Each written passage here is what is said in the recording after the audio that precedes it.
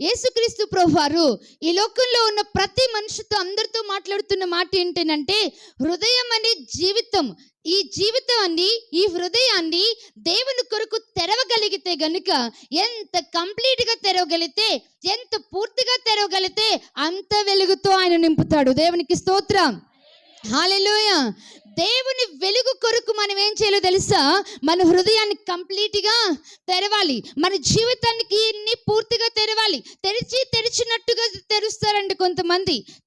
తెరవనట్టుగా తెరిస్తే కనుక వెలుగు కంప్లీట్గా ఆ గృహంలోనికి రాదు కదా. అదే రీతిగా దేవుడు నీతో మాట్లాడుతున్న మాట, నీ హృదయము ఎప్పుడైతే పూర్తిగా తెరుస్తావో, ఎప్పుడైతే దేవుని కొరకు పూర్తిగా తెరుస్తావో, దేవుడు తన ప్రకాశాన్ని నీ జీవితంలోనికి ఆయన అనుమతిస్తాడు. దేవునికి స్తోత్రం, హల్లెలూయా. ఎప్పుడైతే ప్రకాశం మన జీవితాల్లోకి వస్తుందో మనము వెలుగుమయంగా మారిపోతాం. స్తోత్రం చెప్పండి, హల్లెలూయా. మనం వెలుగుమయంగా మారుతాం.